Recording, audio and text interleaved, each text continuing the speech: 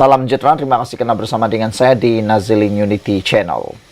Akmal Saleh disiasat, bukti kerajaan tak pilih kasih.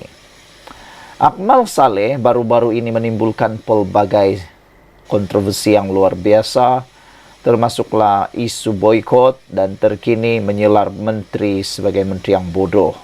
Anwar Ibrahim tidak mau mengulas dan tidak mau mengambil pening kepala tentang kenyataan tersebut. Selain daripada itu, ada seorang bekas ahli DAP dan juga bekas timbalan Ketua Menteri Pulau Pinang, yaitu P. Ramasamy, yang semalam mendakwa kononnya Anwar Ibrahim gagal dalam tugasnya. Tak tahulah kerana apa tiba-tiba P. Ramasamy mahu pula membuat kenyataan-kenyataan seperti ini. Antara lain, Ramasamy menuduh Anwar melakukan pendakwaan terpilih berhubung kes rasuah dan berkata Presiden PKR itu tidak mempunyai keberanian dan wawasan untuk mengawal ahli politik yang degil seperti Ketua Pemuda UMNO Dr. Muhammad Akmal Saleh. Namun demikian, dakwaan P. Ramasamy itu telah pun ditepis oleh ahli parlimen PKR dengan mengatakan bahawa Akmal Saleh sebenarnya sudah disiasat.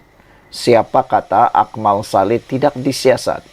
Akmal Saleh disiasat oleh polis dan kita tahu semua itu. Itu menunjukkan bahawa kerajaan tak pilih kasih, kata ahli parlimen PKR ini. Jadi mungkinkah perkara itu sengaja dibuat-buat tak tahu atau memang tak tahu oleh P. Ramasamy? Ahli parlimen Petaling Jaya Lee Chian Chung memberitahu Malaysia Kini bahawa siasatan terhadap Akmal berhubung kontroversi kekemat di bawah Akta Hasutan dan Akta Komunikasi dan Multimedia menunjukkan bahawa tindakan sedang diambil. Hakikat bahawa Akmal sedang disiasat oleh polis adalah bukti bahawa Kerajaan Perpaduan telah mengambil pendirian tegas tanpa rasa takut atau pilih kasih. Kerajaan setakat ini mahir dalam meredakan banyak isu agama dan kaum sebelum ini dan tidak diambil kesempatan oleh mereka yang ingin meraih modal politik dengan agenda perpecahan mereka, kata Lee. Ramasamy yang pernah menjadi pembela tegar Anwar digugurkan oleh DAP dan bertindak balas dengan membentuk URIMAI, sebuah pertubuhan hak asasi kaum India. Baru-baru ini dia berikrar untuk berkempen menentang Pakatan Harapan PH dalam pilihan raya kecil Kuala Kubu Baharu akan datang dan berusaha untuk membina hubungan dengan gabungan pembangkang Perikatan Nasional. Dalam kenyataannya semalam, dia berkata bahawa cara Anwar menangani isu itu lemah dan mempertikai janji pembaharuan dan perubahan oleh Perdana Menteri. Malaysia sedang menuju ke arah pembaharuan. Anda mungkin tidak bersetuju dengan langkah itu, tetapi tiada siapa termasuk Ramasamy akan mengatakan bahawa halat tuju itu salah. Kerajaan Perpaduan akan terus menyampaikan pakej pembaharuan yang tidak dapat dilakukan oleh blok politik lain, tambah Lee. Sementara itu, ahli parlimen Segamat R. Yunis Gawaran mengakui terdapat sedikit kekecewaan di kalangan penyokong PH berhubung agenda reformasi. Sebahagiannya dia betul bahawa orang mempunyai harapan yang sangat tinggi, katanya. Anwar saja tidak akan dapat menyelesaikannya, tetapi seluruh kabinet perlu berfungsi dan bekerja lebih keras, katanya lagi. Dia juga mencadangkan Ramasamy menyerahkan penghakiman kepada pengundi. Sentimen asas adalah berbeza dan saya fikir kita harus membiarkan rakyat membuat pertimbangan, kata Yuniswaran. Sekian dulu untuk kali ini. Jangan lupa tinggalkan komen Anda, tekan butang subscribe. Bye-bye.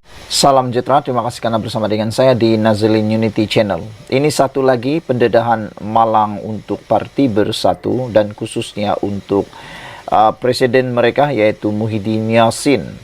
Ini apabila seorang ahli parlimen, yaitu ahli parlimen Gua Musang, dikatakan mengambil keputusan luar biasa, yaitu enggan mengosongkan kerusi.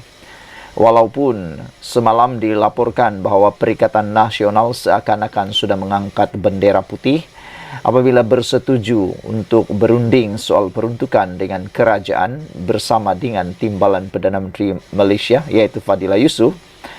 dengan menyatakan bahwa mereka bersedia dengan apa juga syarat yang diberikan oleh kerajaan perpaduan. Selepas daripada perkara itu, ahli-ahli parlimen ini dijangka, dirasakan oleh beberapa oleh orang netizen mengatakan silap-silap mereka akan menarik sokongan semula dan menyokong semula kembali setia kepada Parti Bersatu kerana telah dapat peruntukan. Namun demikian, apa yang dijangka itu meleset sama sekali.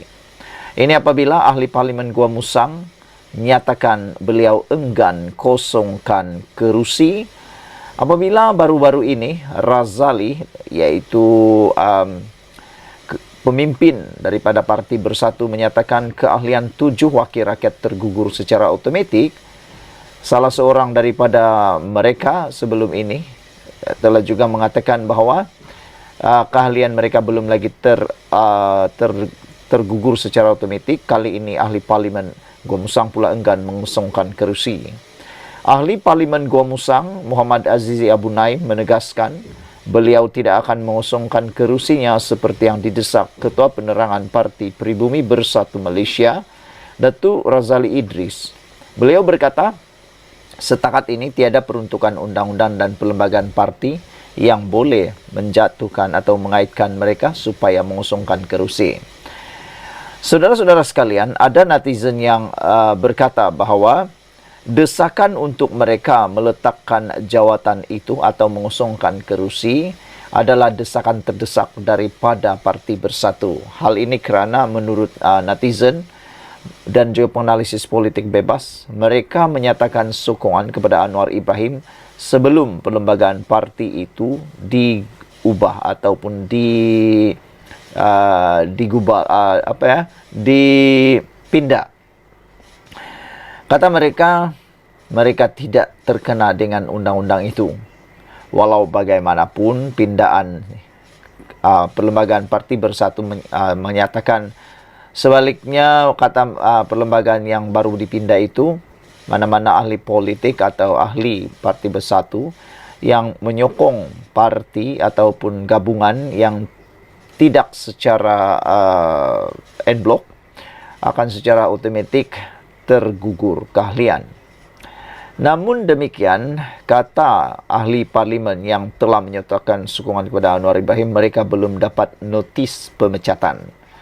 Apabila itu berlaku, kata beberapa orang penganalisis politik bebas, mereka kata, kalau 6 orang ahli parlimen termasuk seorang adun dari Selangor, kalau mereka dipecat, ada yang mengatakan bahawa mereka tidak akan terkesan oleh undang-undang anti lompat parti kerana mereka bukan lompat parti tapi dipecat. Jadi inilah yang menjadi tanda tanya besar kepada ramai netizen penganalisis politik. Kalau mereka dipecat, mungkin mereka tidak akan kehilangan kerusi. Tapi kalau mereka dinyatakan lompat parti, mereka akan kehilangan kerusi. Dan satu lagi, tentang keahlian 7 wakil rakyat tergugur, kata mereka itu kata Parti Bersatu. Tapi mahkamah belum tentu lagi, kata mereka. Silap-silap hari bulan, kata mereka lagi, kes ini tak akan selesai sehinggalah PRU 16. Jadi kata mereka, tiadalah yang akan untung. Yang menang jadi abu, yang kalah jadi arang. Silap-silap hari bulan, 7 kerusi yang sedang menjadi hangat ini tidak akan kemana-mana sehinggalah PRU 16 akan datang. Sekian dulu untuk kali ini. Jangan lupa tinggalkan komen anda, tekan butang subscribe. Kita jumpa lagi. Bye-bye. Salam sejahtera. Terima kasih kerana bersama dengan saya di Nazilin Unity Channel. Akhirnya, saudara-saudara sekalian, identiti sebenar lelaki yang didakwa menghina Agong Kelmarin kini dikenal pasti. Tapi sebelum itu, ingin saya bacakan kepada anda apa sebenarnya yang ditulis oleh lelaki ini, pemilik akaun Facebook ini, yang mengundang kemarahan tidak puas hati oleh ramai netizen apabila dia menulis perkara yang sangat dianggap menghina raja yang di-Pertuan Agong dan institusi diraja.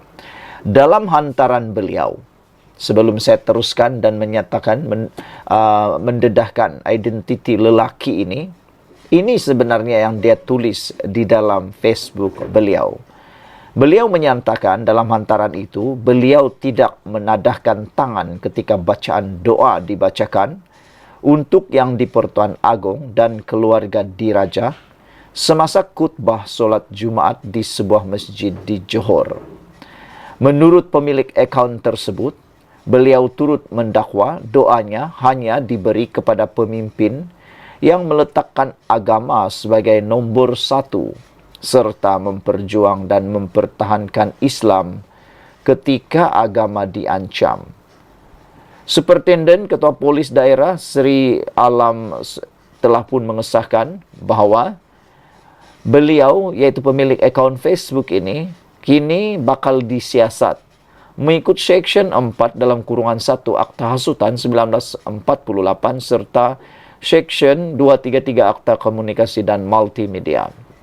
Saudara, sekarang kita dedahkan siapakah lelaki yang didakwa menghina Agong dalam hantaran di Facebook itu.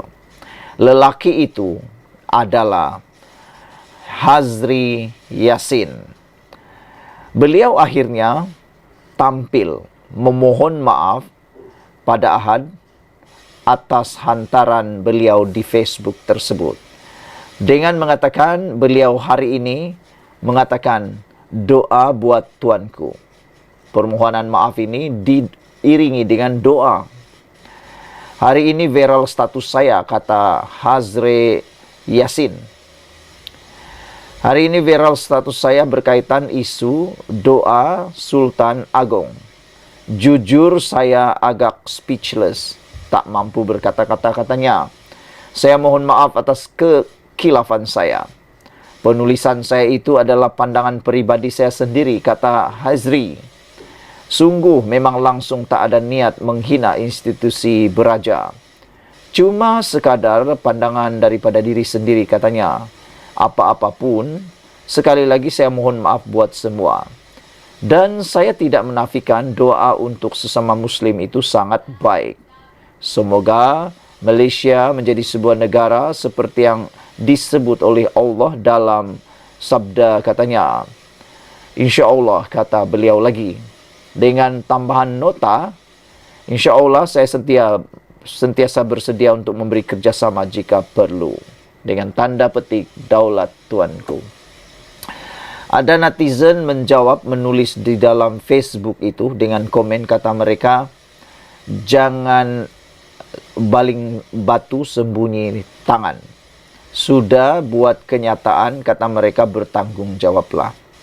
Ada juga yang kata terlanjur perahu, boleh ditarik, boleh diundur. Terlanjur kata, buruk padahnya. Kerana nila santan binasa. Kerana mulut, lidah, badan binasa, kata mereka lagi. Identiti sebenar lelaki ini ialah dikenali sebagai Hazri Yassin yang didakwa menghina yang di-Pertuan Agong Sultan Ibrahim dalam Facebook miliknya, kini mencetuskan kemarahan orang ramai. Namun demikian, pada hari ini, hari Ahad, beliau telah tampil membuat permohonan maaf secara terbuka. Beliau berkata beliau tidak menyangka dan mengakui terkejut apabila tulisannya itu mendapat kritikan daripada netizen yang tidak berpuas hati dengan pandangan tersebut. Manalah ada netizen yang berpuas hati dengan pandangan begitu. Saya yakin siapapun netizen di Malaysia ini pasti tak puas hati dengan tindakan tersebut. Namun demikian, kata Hazri, dia memohon maaf atas kekilafan beliau. Beliau kata beliau kilaf. Jujur saya agak speechless, tidak mampu berkata apa-apa. Saya mohon maaf atas kesilapan saya, katanya. Penulisan saya itu adalah pandangan pribadi saya. Sungguh memang langsung tidak ada niat menghina institusi beraja, cuma sekadar pandangan diri sendiri, katanya lagi. Apapun, sekali lagi saya mohon maaf buat semua. Saya tidak menafikan doa untuk sesama Muslim itu sangat baik, tulisnya lagi. Beliau mendoakan semoga Malaysia menjadi sebuah negara yang aman, makmur, seperti yang disebutkan dalam Al-Quran. Semoga Malaysia menjadi sebuah negara yang disebut Allah dalam surah Al-As-Saba, kata beliau lagi. Sekian dulu untuk kali ini. Jangan lupa tinggalkan komen anda, tekan butang subscribe. Saudara-saudara sekalian, tindakan itu bagi menggesa, satu laporan telah pun dibuat, dan tindakan itu bagi menggesa siasatan dibuat terhadap individu tersebut yang memuat naik entry dalam media sosialnya didakwa menghina Yang di-Pertuan Agong. Difahamkan sehingga tengah hari Ahad, laporan polis sudah dibuat pemuda UMNO dari bahagian Pasir Gudang, Parit Sulong, Pontian, Labis, Pagoh dan Batu Pahat. Menurut hantaran yang dibuat, Hezri mendakwa dia enggan menadah tangan ketika doa untuk Yang di-Pertuan Agong dan keluarga semasa solat Jumaat, kerana menurutnya tidak memperjuang dan mempertahan Islam ketika agama itu dikecam. Dakwanya lagi, Yang di-Pertuan Agong membiarkan rakyat Marhain mempertahankan Islam sehingga dikecam, diperli dan ditertawakan. Sekian dulu untuk kali ini. Jangan lupa tinggalkan komen anda, tekan butang subscribe. Kita jumpa lagi. Bye-bye. Selamat petang, salam sejahtera. Terima kasih kerana bersama dengan saya di Nazlin Unity Channel. Semalam isu paling hangat ialah apabila Akmal Saleh menyelar Menteri Perumahan dan Kerajaan Tempatan, iaitu Engkermeng, dengan selaran Menteri Bodoh. Perkara itu kini menjadi tular, dan perkara itu kini menjadi satu polemik politik yang paling panas dan dijangkakan akan menjadi lebih hangat tidak lama lagi. Ini apabila ada netizen yang mula meramalkan kemungkinan besar DAP tersinggung dengan perkara itu. Dan apa yang menarik perhatian kita ialah Akmal Saleh merupakan ketua pemuda UMNO, dan UMNO adalah sebahagian parti yang terdapat dalam Kerajaan Perpaduan, dan Kerajaan Madani ini dipimpin oleh Anwar Ibrahim. DAP juga ialah ahli dalam Kerajaan Perpaduan ini. Untuk makluman anda semua, DAP ialah parti yang memiliki kerusi yang cukup besar di dalam Kerajaan Perpaduan pimpinan Anwar Ibrahim. Ada netizen kata, silap-silap hari bulan Anwar Ibrahim sudah berada di dalam keadaan yang disebut di luah mati ibu, ditelan mati ayah. Nak backup mana satu? Nak backup UMNO, mati ibu. Di backup DAP, mati ayah. Perkara itu mungkin sekarang ini sedang ligat bermain di fikiran penganalisis politik, dan juga tidak silap kalau kita kata sedang mengganggu pemikiran Perdana Menteri kita. Mengganggu, apa yang mengganggu sekarang ini, mungkin mengganggu juga apa yang difikir oleh Anwar Ibrahim tentang kerajaan ini. Ada yang mula menjangka mungkin silap-silap hari bulan UMNO akan meninggalkan kerajaan, atau UMNO disuruh buat keputusan. Atau silap-silap hari bulan DAP akan tinggalkan kerajaan. Itu yang dikata tadi. Nak luah mati ibu, nak telan mati ayah. Namun demikian, apa yang menggemparkan dan mengejutkan semua pemerhati politik di Malaysia ialah apabila Anwar Ibrahim ditanya atau disoal tentang kenyataan Akmal menggelar Menteri Bodoh. Untuk makluman anda semua yang memilih Engkermeng sebagai Menteri Perumahan dan Kerajaan Tempatan ialah Anwar Ibrahim. Beliaulah yang memilih berdasarkan kemampuan dan juga berdasarkan realiti bahawa Engkermeng adalah menteri yang terbaik. Semalam seorang adun telah menyenaraikan pencapaian luar biasa yang telah dicapai oleh Engkermeng. Namun sehingga kini kita belum dapat melihat lagi sesiapa nak backup Akmal Saleh pula untuk menyenaraikan pencapaian hebat Akmal Saleh di peringkat kebangsaan maupun di peringkat kerajaan tempatan.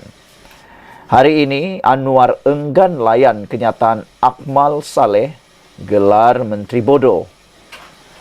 Perdana Menteri Anwar Ibrahim berkata dia tidak akan melayan kenyataan Dr. Akmal Saleh selepas Ketua Pemuda UMNO itu menggelar Menteri Perumahan dan Kerajaan Tempatan Eng Korming sebagai bodoh dan menjadi punca keadaan ekonomi lemah. Kata Anwar, saya tidak melayan kenyataan seperti itu. Pada pikiran saya, ia bukan konteks yang betul bagi kerajaan perpaduan kita. Kita harus bekerja sama, katanya kepada pemberita hari ini. Anwar berkata demikian selepas melancarkan konvensyen antarabangsa Dr. Ambedkar dan sambutan ulang tahun kelahiran Dr. Ambedkar ke-133 yang diadakan di Pusat Konvensyen Ideal IDCC di Shah Alam, Selangor hari ini. Kemarin Akmal menafikan kempen boikot yang dilancarkannya sebagai punca ekonomi negara semakin teruk. Sebaliknya Akmal berkata keadaan ekonomi menjadi buruk kerana terdapat menteri bodoh seperti Menteri Perumahan dan Kerajaan Tempatan Eng Korming. Eng sebelum itu membuat hantaran di X mengatakan bahawa pekerja tempatan menanggung sengsara akibat boikot yang dimainkan oleh pihak tidak bertanggung jawab. Jangan sekali masuk dalam perangkap penghasut. Negara kita memerlukan usaha semua pihak untuk membangunkan ekonomi negara, kata pemimpin DAP itu. Dia turut memuat naik tangkapan skrin daripada laporan media Cina dalam ciapan tersebut. Akmal sebelum ini menggesa orang ramai memboikot kekemat susulan penemuan stoking tertera kalimah Allah di beberapa cawangan kedai serbaneka itu. Namun keadaan terus hangat apabila beberapa cawangan kekemat dilempar bom petrol. Selepas itu, Akmal juga mengajak orang ramai memboikot produk keluaran syarikat usahawan kosmetik Alif Sukri kerana mengeluarkan video pendek lagu raya yang didakwa mencemarkan kesucian bulan Ramadan. Pada Selasa lalu yang di Pertuan Agong, Sultan Ismail berkata berkenan menerima menghadap pemimpin UMNO dan DAP termasuk Akmal sendiri di Istana Negara. Baginda bertitah agar isu itu dihentikan. Saudara-saudara sekalian, kita sebenarnya bersyukur. Kita bersyukur kerana mempunyai seorang Perdana Menteri yang bijaksana seperti Anwar Ibrahim yang tidak menambah api, menambah lagi kepanasan isu tentang gelar Menteri bodoh ini.